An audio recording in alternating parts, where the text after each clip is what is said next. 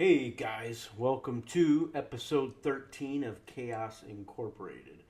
This episode is titled The Financial Kobayashi Maru.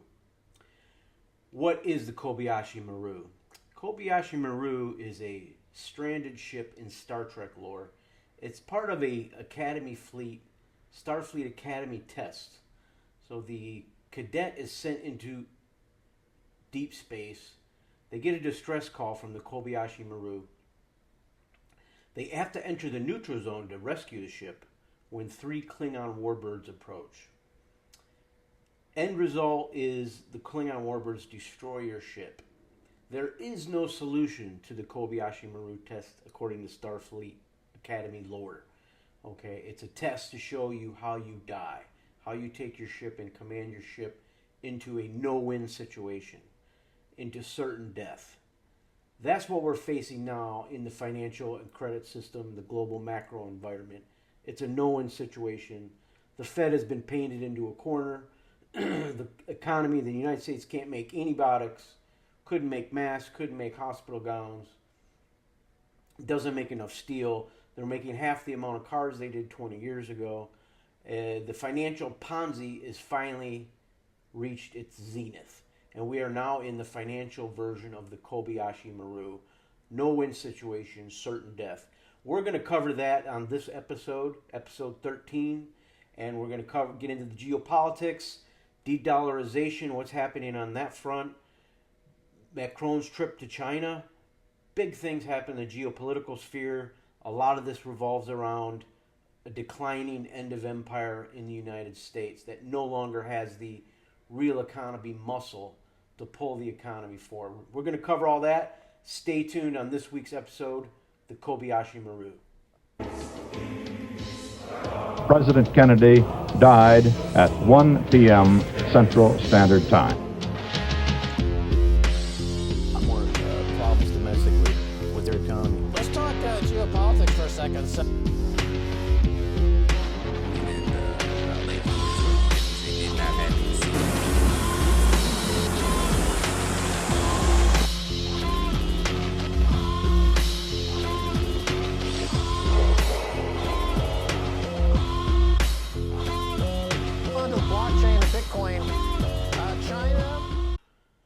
Welcome back, guys, to the episode 13 Kobayashi Maru. We're talking the end of the credit system. Now, if you've been following our videos, take a minute to like and subscribe. Please pass the word around about the show. We've been covering since episode 1 that something will break in the credit system, and that something to break was Silicon Valley Bank. It's been covered in depth and detail. Basically, how they got in trouble was getting loaded up on federal debt. So the interest-free asset that you all get taught in business schools, it gets taught across the country, is that treasuries are the risk-free asset. There is no risk. The entire financial system hinges around a risk-free asset called the U.S. 10-year Treasury. Well, what happened is these banks have gone out and got loaded up on debt. We printed $7 trillion. That money had to go somewhere. The feds told the banks to load up on it, which they did. So now when you had interest rates go from 0% to 5% within a year's time frame, all of these treasuries are underwater. So they go, the higher the interest rate, the lower the value of the treasury. Why would you want a treasury today you bought 2 years ago at 0%, paying nothing, and you can go get a treasury today paying you 5%? Okay, example on a 10-year treasury. Those things are underwater. There's an estimated over $1 trillion now in losses in the U.S. banking system just based on treasuries. Now, the Fed funds rate has gone back down, the 10 years back down to 3.7. That's taken a little bit of pressure off. But we are we are not yet outside of the financial banking system crisis. We have a long way to go. How we got here. U.S. sovereign debt, we just continue to print money. We continue to load up on debt. 2008, we created a housing bubble to mask our deindustrialization here in the United States. Now we came up upon COVID and we printed $7 trillion. Okay, you can see the M1 money supply is an absolute hockey stick straight up. I'll post a picture of that here.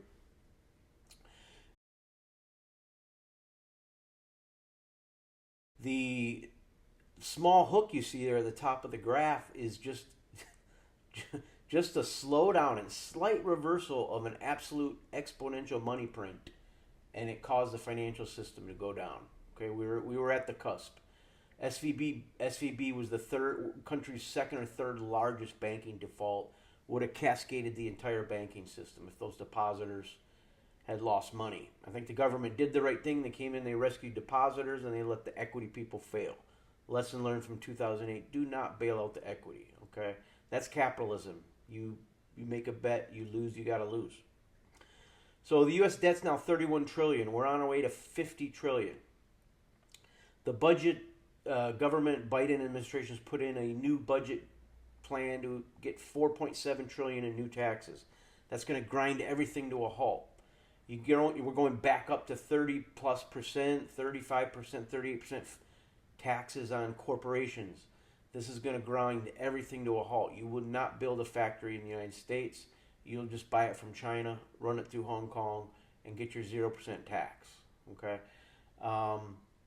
The tax code is a mess. It hasn't really been worked on in decades. It just gets bigger and bigger. And there's no attention paid to what is really working out there in the global economy, which in most cases is value-added taxes. And obviously, the United States is now a consumption economy. Why tax productivity, continue to tax productivity into the ground and not touching consumption? So this is one of these areas when the final reset happens and everything blows up, they'll maybe take a look at it. But at this point, they still haven't really done a workaround on the tax code. Health code, legal system. I mean, the problems in the United States are just massive. It goes one to the next. So imagine, if you will, now we're $31 trillion. We're going to $50 trillion. We just printed $7 trillion. We're just a step behind Japan, where the Japanese government owns all the debt. They own everything. They own half the Japanese government, buy it themselves. They own the debt. They own half the stock market. It's a Ponzi scheme galore with a massive demographic crisis in Japan. That place is never going to recover until it absolutely bottoms out, which is not happening yet. They won't let it bottom out. They're going to print until the wheels fall off. That's what we're going to see in the United States. So you saw when we went to 5% interest from the Fed, which is not an unreasonable number. It's half of the inflation rate. The system broke. Okay, and it's going to continue to break. It's breaking in real time. You're going to have days and weeks where it feels like everything's fine, but then we've got other things coming up. We had, once we printed that $7 trillion during COVID, we saw house prices shoot up 40%, car prices shoot up 60%, inflation at double digits, grocery store inflation double digits. This scared the hell out of the Federal Reserve, and that's why they went from 0 to 5% real quick. They're going to have to pull back on that now. Otherwise, the system will collapse. Guess what? System's collapsing anyway, but they're going to have to monitor crisis to crisis here as we go forward. We saw SVB Bank. We saw 2 or 3 other banks go down. We're now going to watch for next year, $1.5 trillion in commercial real estate that's going to have to be refinanced. Okay, the market's already picking up on this. It's going to go under. Commercial real estate could be like the 2008 for us, where residential real estate took down was a big spark on the 2008 financial crisis. Commercial credit real estate could be the big death blow to us in 2023, 2024. 1.5 trillion wall of refinancing coming. They're not going to get refinanced.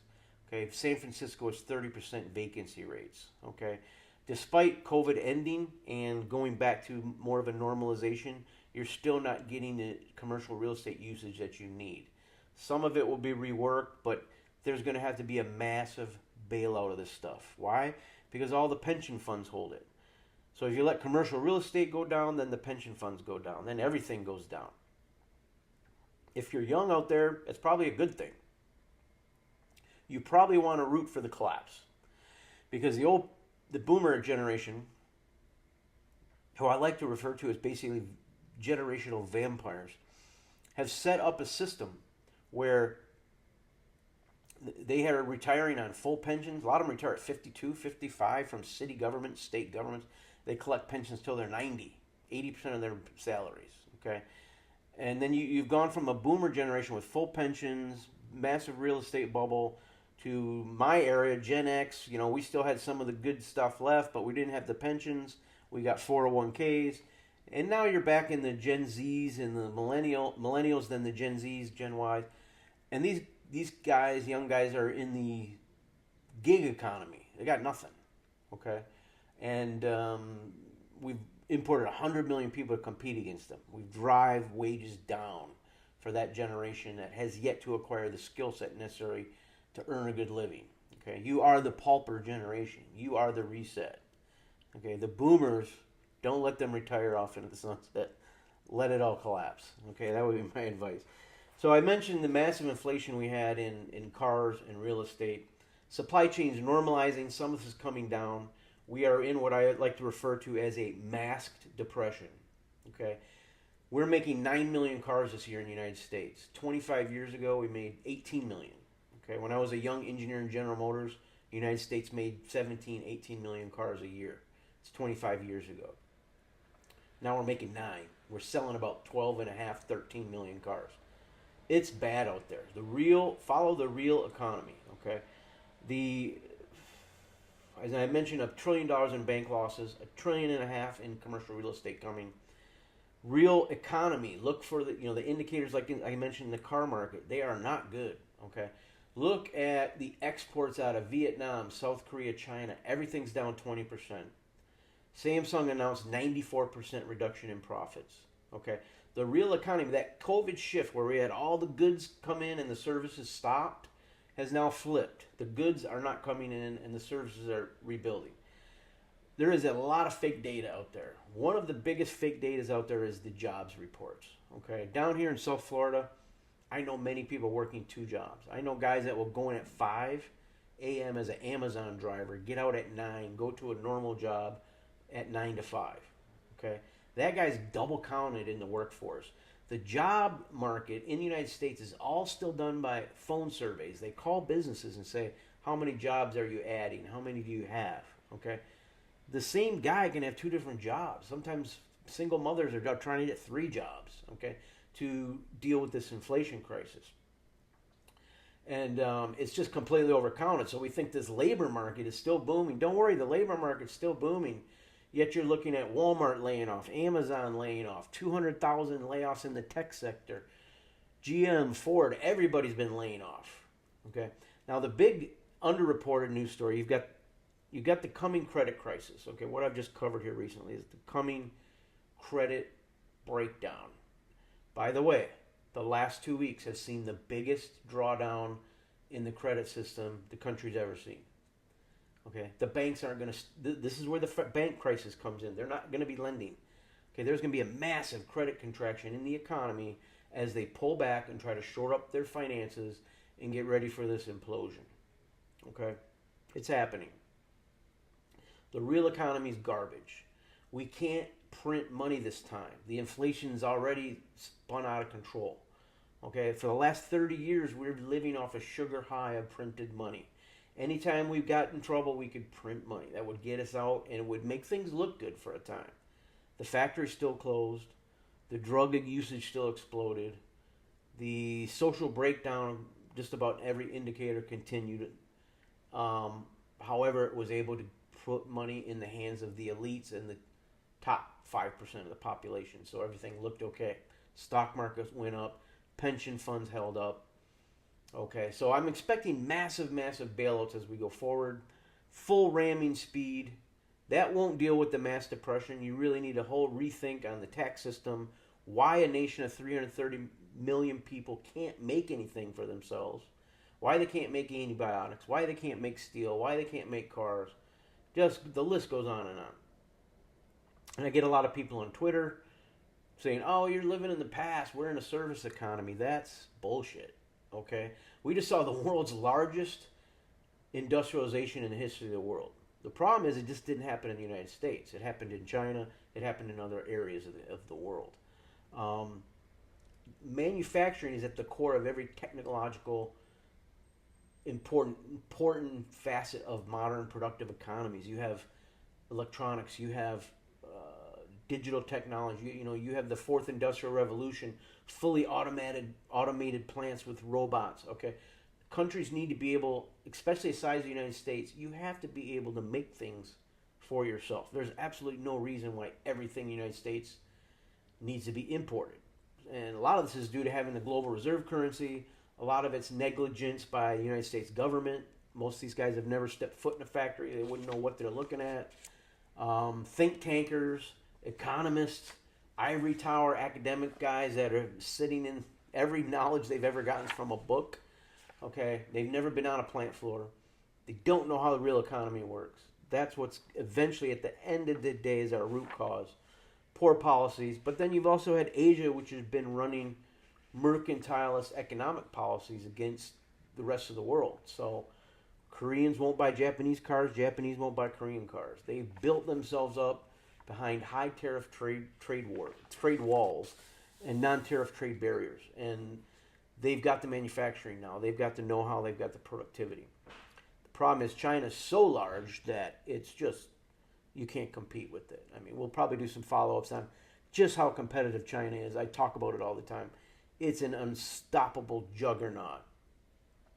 Data came out this week.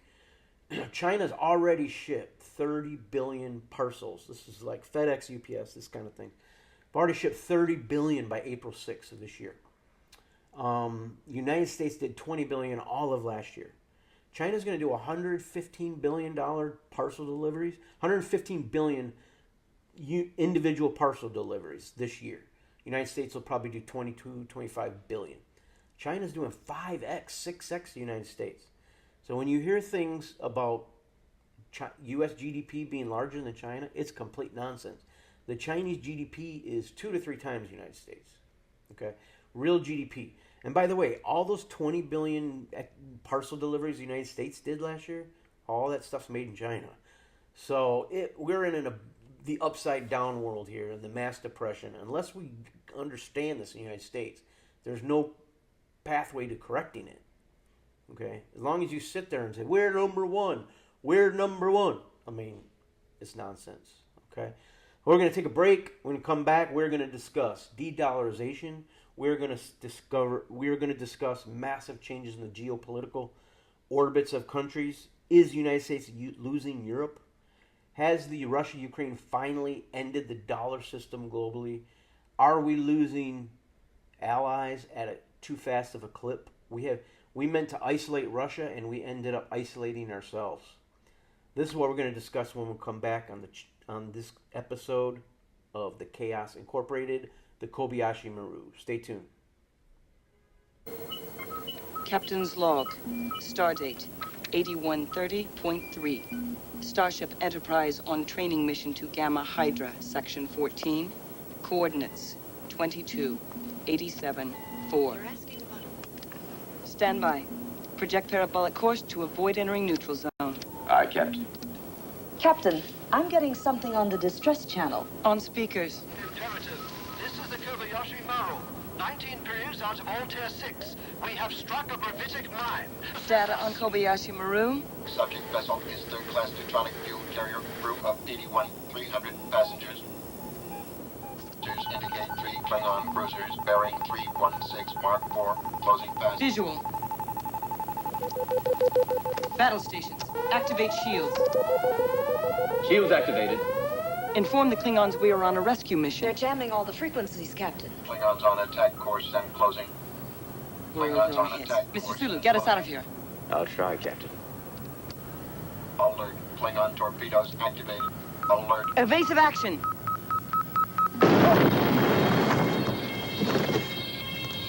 Engineering, damage report. Main energizer hit, Captain. Engage auxiliary power. Prepare to return fire. Shields collapsing, Captain. Fire all phasers. No power to the weapons, Captain.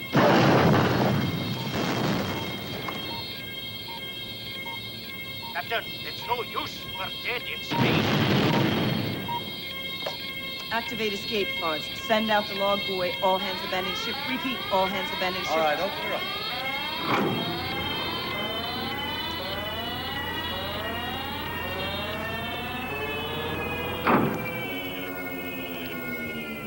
Any suggestions, Admiral?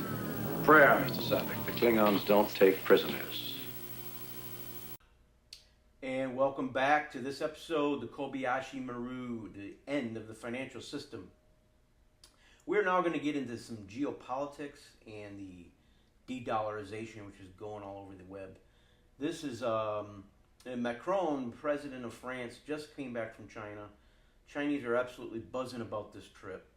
They see it as a wedge now into Europe to basically dethrone Europe and the United States. Macron publicly said, we need to end dependence on the U.S. for weapons, energy, and the extraterritoriality of the U.S. dollar. Okay, that's the global U.S. dollar system.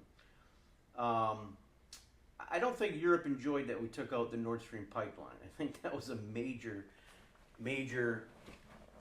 disaster for U.S. foreign policy. It's basically telling you we basically look like global thugs, and I think that's going to set off a course correction.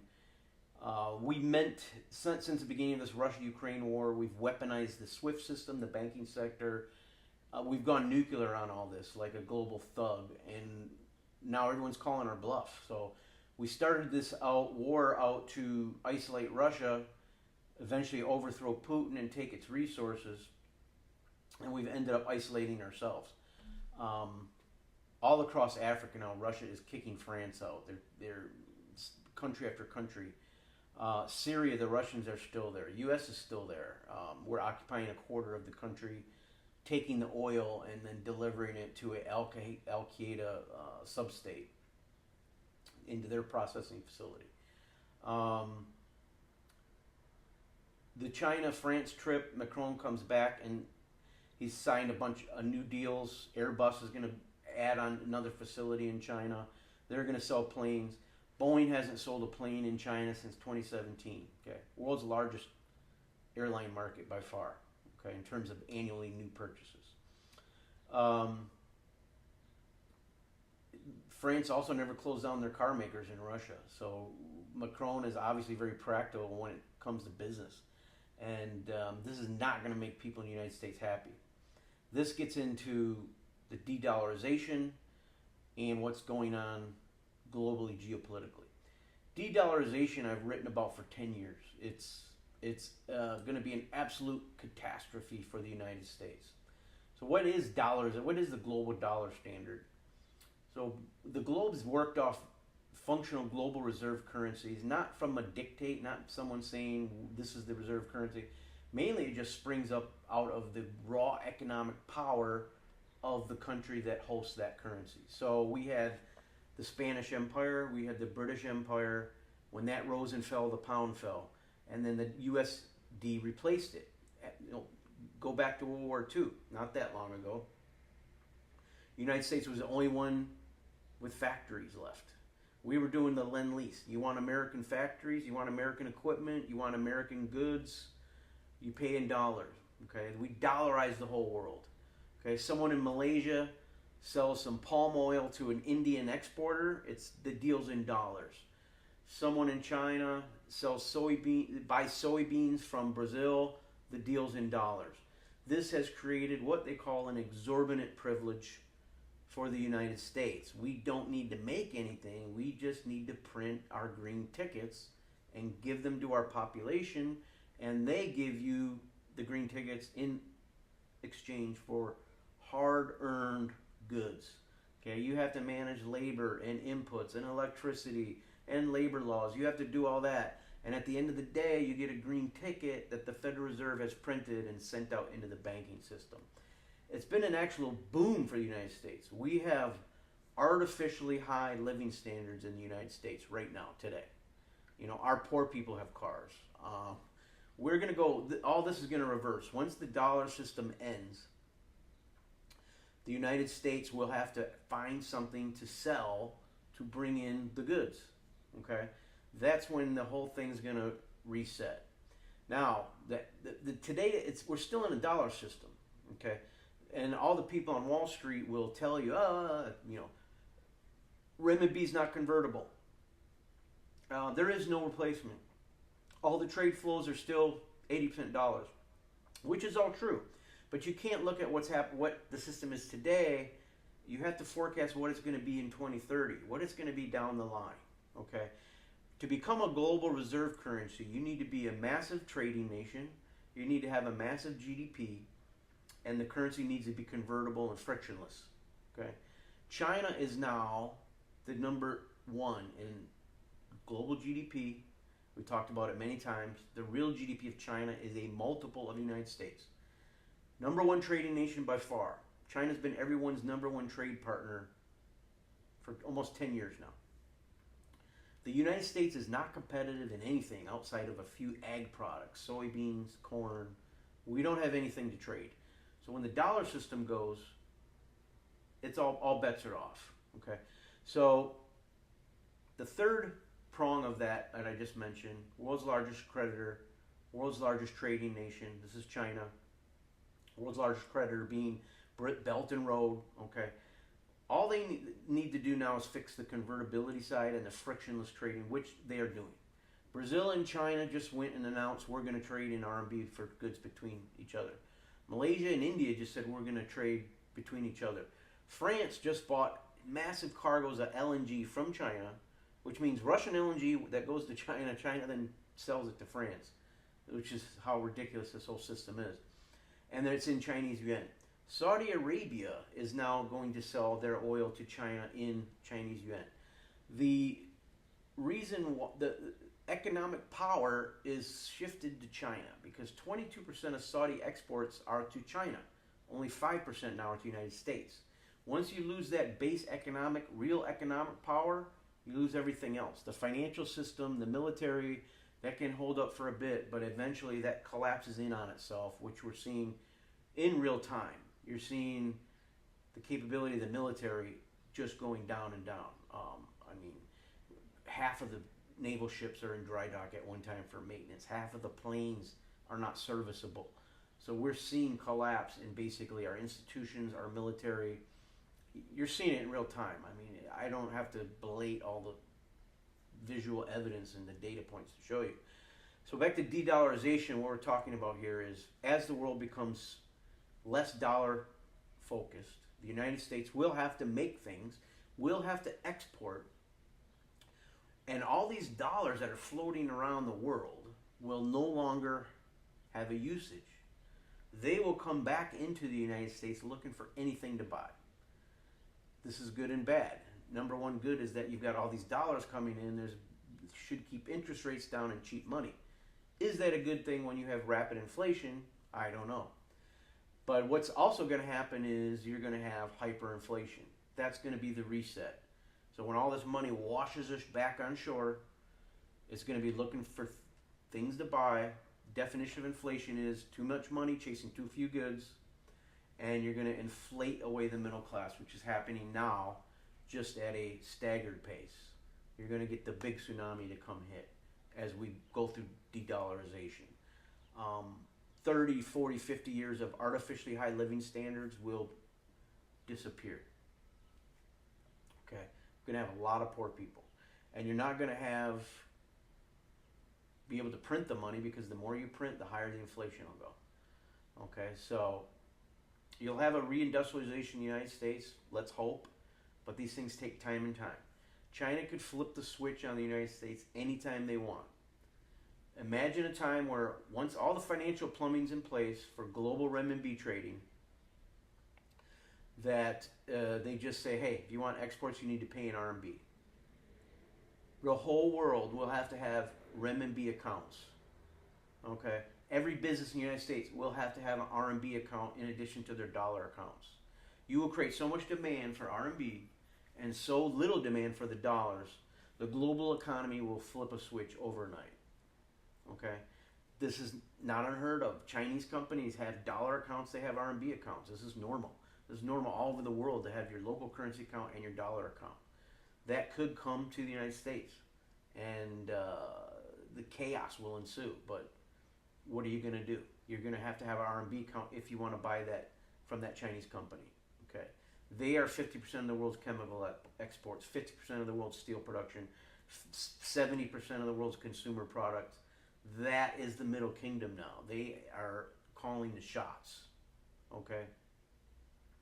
backed up what's going to be by far the world's largest military. They don't project military power globally yet. That will happen eventually as they look to protect the sea routes for their commerce and their oil. Already the world's largest navy. It'll be twice the size of the U.S. Navy in 10 to 15 years. What else is going on in geopolitics? China has taken the lead on kind of creating a global peace movement. I think jaws have dropped in the State Department, in the Pentagon. They got Iran and Saudi Arabia to re-engage again. They are both now, as of last week, in Beijing. They are declaring an end to the war with the Hutus in Yemen. Okay, you have Macron over there talking peace about Russia, Ukraine. China's put forward their own peace plans for the Ukraine. Of course, the United States is up in arms. How dare they try to create peace in the Ukraine? We only have 250,000 Ukrainians dead so far. We're going to need at least 1 million before we discuss peace. The end result will be the same. Crimea will be Russian. It's Russian speakers there now. It's people of Russian descent there and have Russian passports for almost 10 years. And we're getting all the Ukrainians killed to take over Crimea, a place where that wants to be Russian. Okay, the adults need to come back into diplomacy, separate Ukraine. Russian speakers be Russian, Ukrainian speakers be Ukrainian, and put them in NATO if you want. Okay, all this is off topic for this episode. I don't want to go back into a whole how this thing started, Russia, Ukraine, but there's a lot of fault to go around, and the U.S. hasn't helped things. We meant to isolate Russia, and we've isolated ourselves. The coming credit crisis is going to make it very hard to justify sending more money to the Ukraine. We've sent up $100 billion already, more than $100 billion. Who knows where the weapons are going? There's no traceability. The Pentagon, State Department can't pass audits. Completely out of control. They're going to need budget surplus. We're already doing over $1 trillion a year for the military plus intelligence agencies. They're going to need to double that. I mean, you can't counter China and like with the rates that there's the problem is with the deindustrialization, everything in the United States costs 10 times what it should for the military.